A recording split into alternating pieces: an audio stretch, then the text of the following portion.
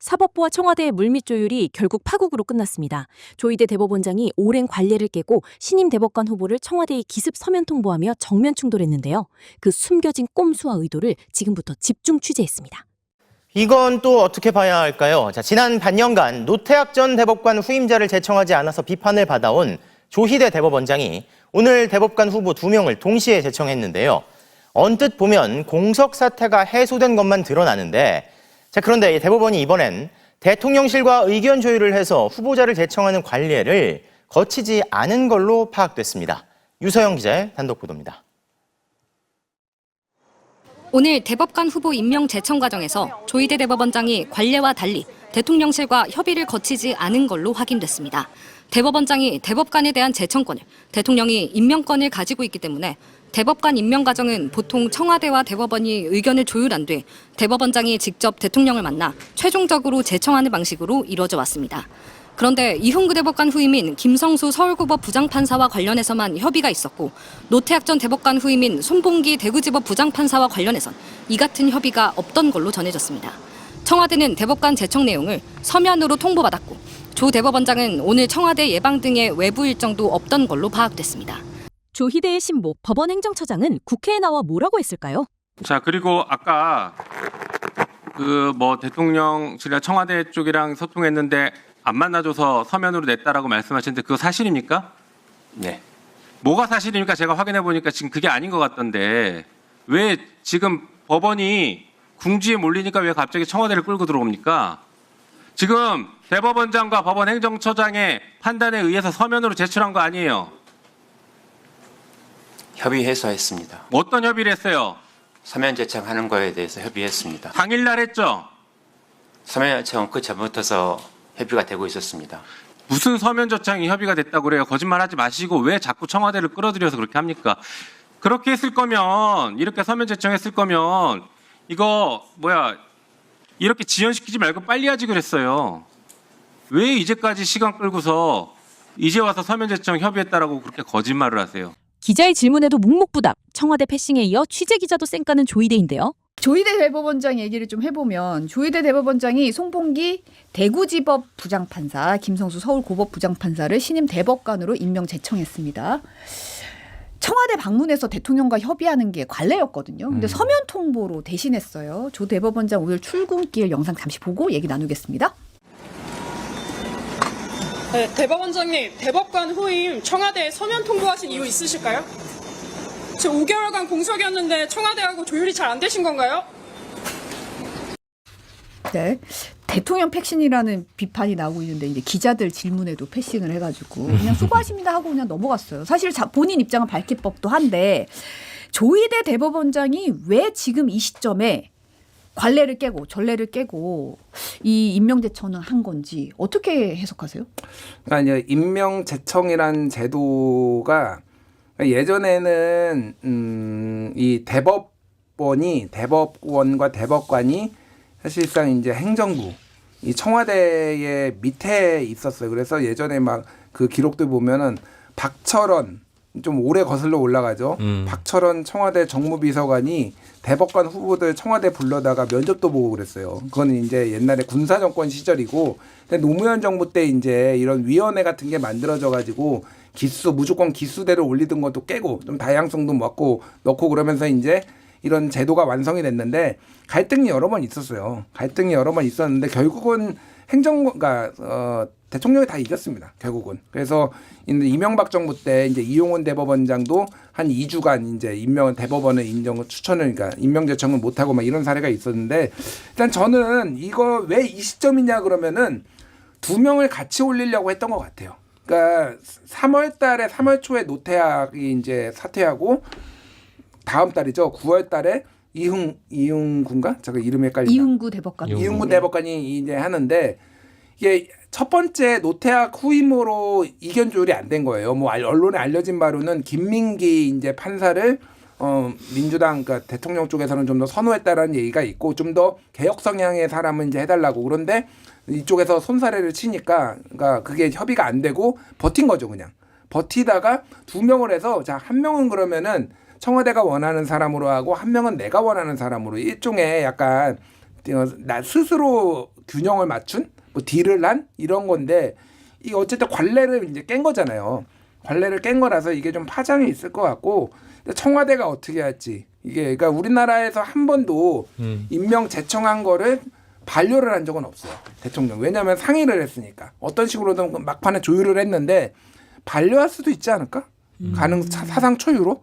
그러면은 대법원장은 사실상 뭐 삼권 분립이라지만은 일종의 불신임을 받은 거고 또 다른 3명 중에 1명을 또 올려야 되고 또 반려하면 2명 중에 올려야 되고 막 이런 상황이 벌어질 수도 있고 아니면은 국회에서 그냥 대통령은 임명 동의안을 국회로 넘기고 민주당이 부결해버리고 뭐 이런 식으로 갈 수도 있겠다. 지금 MBC 보도에 따르면 이훈구 대법관 후임인 김성수 서울고법부장판사와 관련해서만 협의가 있었고 손봉기 대구지법 부장판사에 관련해서는 협의가 전혀 이루어지지 않았다는 얘기가 지금 나오고 있거든요. 그러니까 계속 이견이 있었기 때문에 그 상태로 좀 방치되거나 이게 계속 갈등이 있었던 것 같아요. 근데 정말 초유의 사건이긴 합니다. 방금 말씀하신 대로 그동안 없던 상황이 발생한 건데 청와대 쪽에서 굉장히 불쾌할 수밖에 없는 상황이고 그동안 이제 대법관을 사실 대법원장이 오롯이 전체를 추천하는 거는 세계적으로도 유례는 없다고 합니다. 이게 왜 계속 되어 왔냐면 바꿀 만도 한데 어쨌든 독재 정권 역사가 있기 때문에 대통령 견제한다는 그 전제 때문에 한 건데 지금 오히려 그 재청권을 넘어서 임명권까지 대법원장이 이렇게 오롯이 행사하려는 상황 같아요. 왜 지금이냐라고 했으면 사실 전당대회 때 송영길 후보가 또 이제 긁은 것도 있을 거고 저는 말씀하신 대로 조희대 대법원장도 이게 임명이 반려되거나 만약 그 넘어가도 국회에서 부결됩니다 이거. 그걸 알고 사실 전면전을 건 것 같아요. 특히 이제 김민석 호가 막 출범했는데 요 조희대 탄핵건으로 만약 휩싸이면 중도실형 이거 많이 힘들어질 거거든요. 이쪽에 조명이 다 가면. 그래서 진짜 전쟁을 한번 해보겠다는 건지 굉장히 호전적인 그 무브 같습니다. 지금 김민석 대표 같은 경우는 당장 오늘 최고위에서 사고치고 퇴학시켜달라고 구걸하는 불량 학생의 태도다. 정신 차리고 당장 나가라라고 사퇴 촉구했고 친천계 의원들도 다 조 대법원장 비판했거든요. 한 목소리를 냈어요. 지금 상황에서 비판 안 할 수 없는 상황이죠. 그러다 보니까 또 송영길 의원 같은 경우는 SNS에 대통령 패싱하는 게 대통령 개인이 아니라 대통령을 뽑은 국민의 민주적 정당성을 부정하는 거다. 조희대 대법원장 탄핵을 말씀드린 바 있고 그 이유가 하나 더 늘었다. 이게 이제 국회가 응답할 차례라고 SNS에 글을 올리기도 했고 지금 법사위에서도 성토가 벌어졌는데 지금 민주당 주도로 조희대 대법원장 출석 요구를 지금 의결을 했다. 이런 속보도 지금 들어와 있거든요. 그러니까 좀 애매해요 사실은. 맞아요. 어쨌든 관행적으로 우리가 해왔던 거를 지금 깬 건데 이거를 가지고 이제 탄핵을 할 수 있느냐. 저는 뭐 거의 99%로 기각된다고 헌재에서 기각된다고 봐요. 관행을 안 지켰다라는 이유로. 근데 이제 어쨌든 법에 명시된 대로 하면은 대법원장은 제청권이 있는 거고 그리고 국회는 동의권이 있는 거고 네. 그리고 대통령이 임명권이 있으면은 이거의 키는 대통령이 쥐고 있는 거예요. 그러니까. 그러니까 제청을 해서 사실은 우리가 정치적 갈등을 피하기 위해 조율을 한 거지만은 제청을 이렇게 했는데 이거를 대통령이 반려해도 이제 할 말이 없게 됐어요. 그러니까 이제 이게 이제 뉴 노멀일 수도 있겠다. 그런 생각이 들고 어떻게 할지가 좀 근데 일단 저는 민주당에서 탄핵을 이제 정치적 압박 수단으로 쓸 수는 있는데 탄핵까지는 안 갔으면 좋겠다. 이거는 탄핵할 사유는 아니라고. 그러니까 부적절함을 지적하는 것과 탄핵은 다르고 아마 조희대는 눈도 깜빡 안 할 것 같은데 그냥 버틸 것 같아요. 지금 상황은. 임기가 내년 7월까지죠. 네, 1년 정도 남았고 끝까지 이제 70세 뭐 이제 그 제한도 있기 때문에 이거는 또 본인이 그쪽에 기류를 보면은 본인이 흔들리는 게 사법부가 흔들리는 거라고 생각을 해서 지킬 가능성이 높아요. 그래서 이거를 정치적으로 적절히 좀 핸들링하는 게 좀 필요해졌다 그 생각이 듭니다. 근데 좀 전략적으로 이거를 다룰 필요는 있어 보여요. 민주당 여당 쪽에서는 여기에 몰입하면요. 정말 이쪽으로 또 한 몇 달 이 얘기만 합니다. 그러면 이제 허니문 다 끝나고 소위 중도실형 그 국정 지지도를 올릴 기회를 다 놓치거든요. 이 의제를 다루면 45% 소위 이제 그동안 민주진영의 어떤 전통적인 그 퍼센테이지는 지킬 수 있을 거예요. 근데 이렇게 해서는 다수가 안 되죠. 내년 4월 서울시장 선거도 만약 이루어지면 거기서도 힘들어질 거고. 그래서 지금 약간 조희대 대법원장이 정말 정치적인 수였던 것 같아요. 국민의힘에서는 지금 당장 장동혁 대표가 SNS에 대법원장 제청권은 사법부 독립의 핵심 권한이다. 이러면서 조희대 대법원장 감싸고 정점식 원내대표 같은 경우도 이거 법을 어긴 게 없다. 법률을 위반한 행위를 저지른 건 단 한 건도 없다. 이렇게 지금 옹호하고 나섰거든요. 그러니까 이 얘기는 뭐 이제 법리적으로는 틀린 얘기는 아니고, 근데 오늘 제가 그 서정욱 변호사랑 같이 네, 방송을 하고 앞선 왔어요. 방송하셨잖아요. 예. 서정욱 변호사가 조희대 탄핵 대환영이다. 왜 법적 근거도 없이 이재명 재판을 중단해가지고 보수 진영에서도 지금 탄핵해야 된다는 여론이 들끓고 있다. 아, 진짜요? 예, 뭐 그런 얘기를 하고. 탄핵이 되면은 그치. 그러면은 지금 재판받고 있는 사람들 다 풀려나야 된다. 이제 구속기간 아직 이제 확정 판결을 안 받은 사람도 있잖아요. 그러니까 대법원 전원합의체에 넘어간 한덕수 뭐 이상민 뭐 등등등 있잖아요.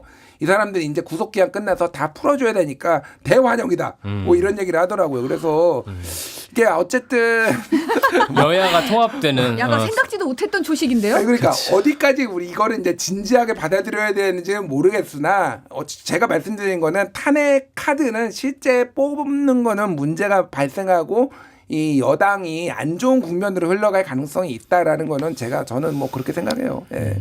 작은 문제 취급할수록 전 유리할 것 같아요. 물론 작게 취급하기 어렵긴 하겠지만 너무 열내고 화낼수록 정말 에너지를 그쪽에 다 쏟아버리는 겁니다. 걱정이 되네요. 조희대에 열받은 박지원 의원. 국회에 출석한 행정처장에게 대법관 탄핵에 대해 물어보니 얼굴만 하얗게 질렸는데요. 사법 절차와 모든 것을 무시하고 전광석화처럼 파기환송을 한 그가 어떻게 해서 대법관은 이따위 식으로 끼워 맞추기 1+1 이런 정치 재주를 부르냐고요. 제가 대통령 비서실장을 한 사람입니다. 대법관을 임명할 때는 임명권자는 대통령이에요. 맞습니다. 제청권자는 대법원장이에요. 제청은 과정이고 대통령은 결정하는 거예요. 그렇기 때문에 사전 조율을 하고 저도 대통령 비서실장으로 많은 경험을 가졌습니다. 조희대의 가장 큰 죄는 8개월째 대법관 제청을 안 한 죄였는데 이젠 대통령을 무시하며 통보를 했습니다. 마지막으로 매불쇼의 이야기 들어보시죠.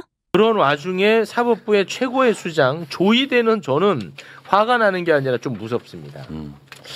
지금 현재 문제가 굉장히 많은데 그중에서 가장 큰 문제가 이제 대법관을 대통령에게 제청하지 않는 문제이지 않았습니까? 네. 지난 3월에 노태학 대법관 퇴임했거든요. 근데 후보 추천위원회가 이미 1월에 후보를 추천해둔 상태였는데 대통령에게 제청을 하지 않았어요. 그 4명 한번 좀 소개해 주시겠습니까? 네, 김민기 수원고법 판사하고요, 박순영 서울고법 판사, 윤성식 서울고법 부장판사, 손봉기 대구지법 부장판사 이렇게 4명의 후보를 이미 추천을 했습니다. 1월에. 예. 1월에 해놨어요. 지금 8월이다 이 참고로. 그리고 이제 9월에 퇴임하는 이흥구 대법관 후임도 후보 추천위원회가 후보를 이미 다 추천해 놓은 상태였습니다.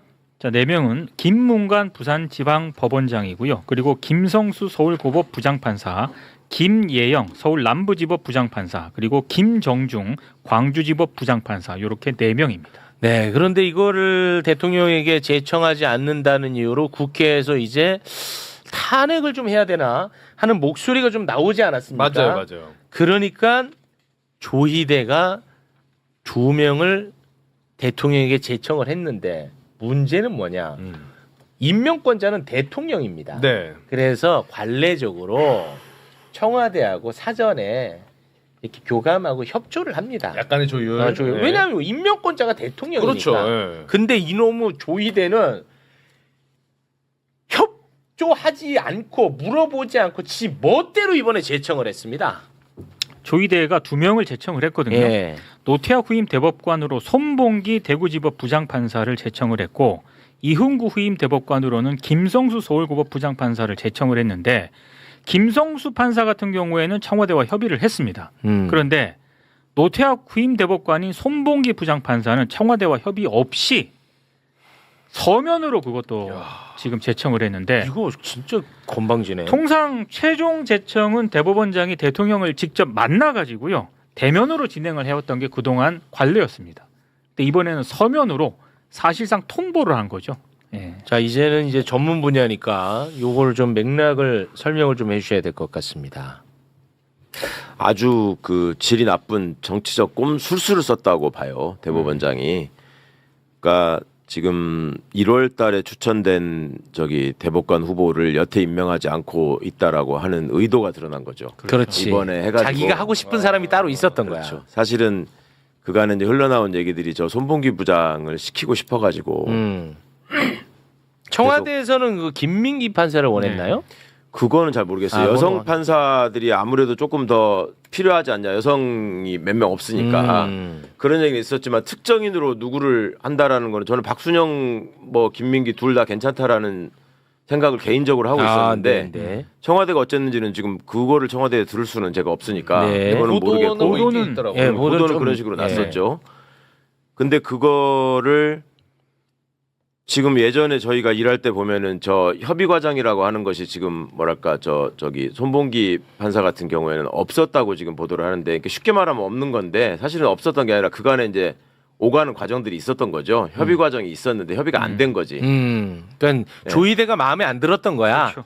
그러니까 그 청와대 조이대는- 목소리가. 그렇죠. 조이대는 특정인을 계속 시키고 싶었고 네. 청와대는 그 사람은 적합하지 않다라고 생각을 한 거고. 네, 그런 것 같아요. 그러면은 대법원장의 제청권이라는 거는 헌법적으로 어떤 의미가 있냐면 임명권자에게 대법원장의 의사를 전하는 거죠. 나는 이 사람을 대법관으로 하고 싶다. 근데 제청을 하는 이유는 그 사람이 임명되게 하기 위해서 하는 거 아닙니까? 네. 그러니까 나 제청할 테니까 임명하든 말든 알아서 하세요. 이건 아니거든. 그건 원래 아니겠죠. 취지가 당연하잖아요. 네. 그러니까 그런 과정을 원활하게 하기 위해서 협의라는 거를 하는 거죠. 근데 그 협의 과정에서 본인의 마음에 들지 않는다는 이유로 시간을 끌고 있다가 이번에 이제 소위 세칭 조금 저기하게 말하면은 끼워 팔기를 하는 건데 한 사람 더 할 테니까 두 사람 가지고 어떻게 하나 보자. 이게 참 안 좋은 건데 이게 또 검찰이 쓰는 수법이거든. 어떤 사람에 대해서 반드시 구속영장을 발부받고 싶을 때 저 같은 사람을 예를 들어서 구속을 시키고 싶고 그런데 뭔가 좀 찜찜해. 판사가 기각할 것 같아. 기각할 것 같아. 그러면은 민동기 같은 사람을 좀 선량한 사람을 끼워서 같이 청구를 하는 거야. 둘 다 기각 못하게. 그런 식의 수법을 여기다가 쓴 거랑 비슷한 상황이고요. 더 악성이라고 보는 거는 지금 손봉기 판사는 어찌 보면 앉아서 봉변당하는 걸 수도 있는데 저기는 이제 대구 지역의 향판이고 저기 김성수 판사는 광주가 고향이에요. 그러니까 이게 마치 지역 안배를 하는 것처럼 모양을 만들어 놓고 한쪽은 협의하고 한쪽은 안 하고 하는 해가지고 그러면은 본인이 생각할 때도 국회 동의 절차를 거쳐야 되는데 대법관은 그러면 이제 어떤 절차가 어떻게 된다고요? 이게 이제 이렇게 되면은 대통령이 그 임명 동의안을 국회로 보내고 임명 동의안을 국회로 보내고 그럼 국회가 청문회를 진행하고 청문회를 진행하고 청문회 결과를 놓고 이제 이 동의할 건지를 본회의에 회부해가지고 표결을 하고 그래서 동의 절차가 통과되면 대통령 임명을 하시는. 부결할 수도 있어요? 그렇죠.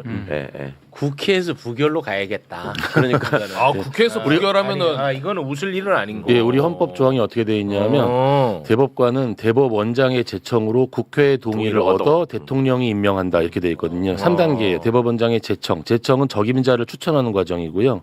본인이 적임자를 추천한 사람들을 이제 그 임명하기 이전에 국회 동의 과정을 이게 87년 헌법에 들어간 겁니다. 예, 굉장히 중요한 대법관 임명에 대한 어떤 국회 통제 시스템이거든요. 이번에 그 추천된 사람에 대한 국회 검증이 들어가는 거죠. 그러니까 조희대 대법원장이 잔머리를 굴린 거예요. 아주 잔수를 써서 반란을 일으킨 거예요. 소위 말하면. 그렇죠. 반란. 전 조희대의 반란이라고 보는데요. 왜냐하면 대통령에게 제청하는 건 헌법상 제청권이거든요. 이걸 대통령이 거부하라고 이렇게 한 것 같아요. 제 느낌에. 조희대가. 근데 실제로 거부하기 되게 힘들어요. 왜냐하면 지난번 한덕수 권한대행 시절에 헌법재판관을 국회에서 처리를 했는데 한덕수가 안 해가지고 그걸 헌재가 판결을 내렸거든요. 이거는 한덕수의 잘못이야라고. 그러니까 이건 부비 트랩 같은 걸 깔고 있는 거예요. 조희대가. 대통령이 거부권을 임명을 하지 않으면 너 지난번 헌법재판소에 판결이 있는데 말이 안 돼라고 깔고 있고 두 번째는 조금 전에 최강욱 선배께서 말씀하셨듯이 광주와 이 대구라는 그리고 향판과 서울 이런 여러 가지 구도를 깔고 있어요. 이 양반이 잔머리를 너무 많이 쓴 거야. 아니 그러면 조희대가 이거 완전 정치질을 했다고 보이는데 완전히 한 거예요. 그 의도가 저는 중요하다고 보는 입장이거든요. 왜 그랬을까? 그러니까 단순하게 보면 이번 전당대회에서 조희대 탄핵 이야기가 나오니까 이 양반이 뿔이 났을 수도 있고 아주 단순하게 보면 본질적으로 보면 대법원의 원장으로서 마음에 안 드는 거예요. 지금 상황이 아주 대단히 마음에 안 들고 뭔가를 틀고 싶은 거예요. 그게 저는 핵심이에요. 이게. 그러니까 저는 조희대가 그러니까 이재명 대통령 후보로 날리려고 했던 사람이잖아요. 그러니까 나는 호시탐탐 기회만 노리는 것 같아요. 난 그래서 이게 무서워요. 대통령인데. 윤건영 의원님께서 헌재 재판과 관련돼 가지고 제청을 했는데 임명을 안 하면 그 부분도 잘 지적을 해주셨지만 실제로 한덕수 권한대행이 그 당시에 이제 그 마은혁 이제 정계선 조한창 임명하지 않은 것에 대해서 추후에 이 한덕수 탄핵 결정에서 이거는 굉장히 위헌 위법한 행위다라는 거를 지적을 했거든요. 지금 8월에 이르러서야 지금 노태학 대법관 후임을 그러니까 제청을 했잖아요. 제청을 했지만 기존에 7개월 동안 제청하지 않은 그 위헌 위법성은 치유되지 않습니다. 이거는 여전히 대법원장으로서 굉장히 위헌적 행위를 한 것으로 남아 있는 것. 이것도 지적하는 것도 의미가 있죠. 그렇습니다. 아니 그 임명을 한다는 말에 오해가 있을 수 있어서 그러는데 중간에 국회 동의 절차가 있기 때문에 정확히 말하면 대통령에다 제청을 했는데 임명 동의안을 국회로 안 보낼 수가 있잖아요. 대통령이. 그러니까 예전에 한덕수나 최상목이가 했던 거는 거기에 비유할 수 있는 거고. 근데 이제 국회로 오면 국회가 청문회를 거친 다음에 동의하느냐 마느냐 전적으로 국회의 권한이고 그다음에 국회가 동의를 해서 보냈는데 대통령이 거기서 또 임명을 안 할 수가 있는 거지. 원래는 안 그러는데 윤석열이 때 만들어진 그런 거 얘기하면 처음 봤죠 그때. 두 가지 그게 있는 건데 이 대법관 헌법재판관과 달리 이 국회 동의 절차가 중간에 있기 때문에 이제 국민적인 판단을 받아야 되고 조희대 씨의 입장을 가장 좋은 쪽으로 해석을 해주면 이분이 법원 내에서 이제 가장 고집이 센 판사다. 예전부터. 누가요? 조희대가.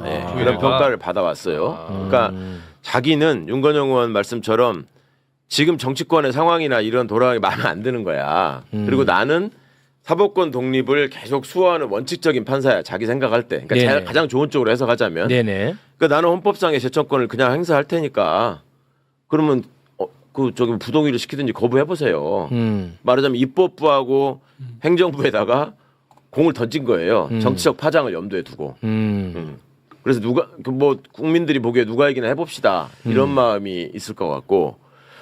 아니 그렇게 예를 들어서 이재명 대통령 흔들어서 어떤 것을 얻으려고 하느냐가 저는 문제라는 이게 거거든요. 이게 지금 그 법원조직법이나 이 사법개혁 법안들이 통과가 돼가지고 대법관 숫자가 늘어나잖아요.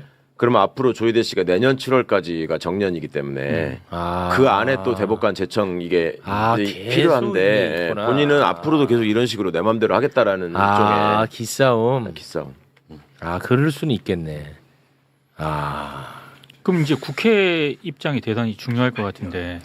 그래서 저는 이건 간명한 것 같습니다. 제가 볼 때 조금 전에 말씀드린 것처럼 조희대 대법원장의 의도 그리고 정치적인 노림수가 다 뻔히 보이잖아요. 국회에서 철저히 검증하면 됩니다. 뭐 길게 이야기할 것도 없고 그리고 대통령한테 부담 줄 필요도 없고요. 국회가 따박따박 제의를 하면서 검증을 잘하면 뭐 답은 나와 있는 것 같습니다. 알겠습니다.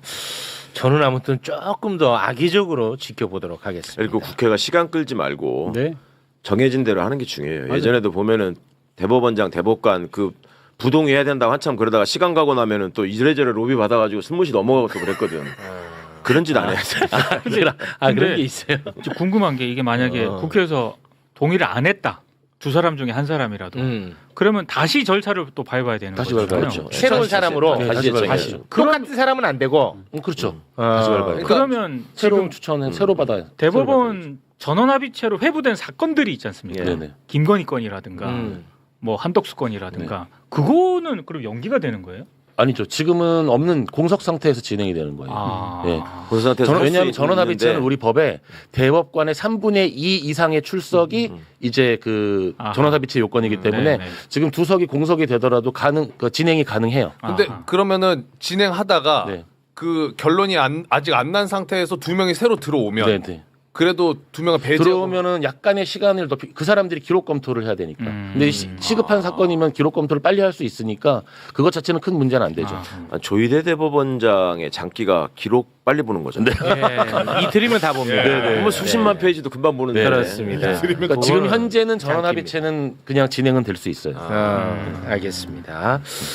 조희대 대법원장의 기습 서면 제청 파문을 완벽히 정리해드렸는데 어떠셨나요? 청와대를 대놓고 무시한 사법부의 꼼수라는 비판에 동감하신다면 채널 구독과 좋아요로 힘을 보태주시기 바랍니다.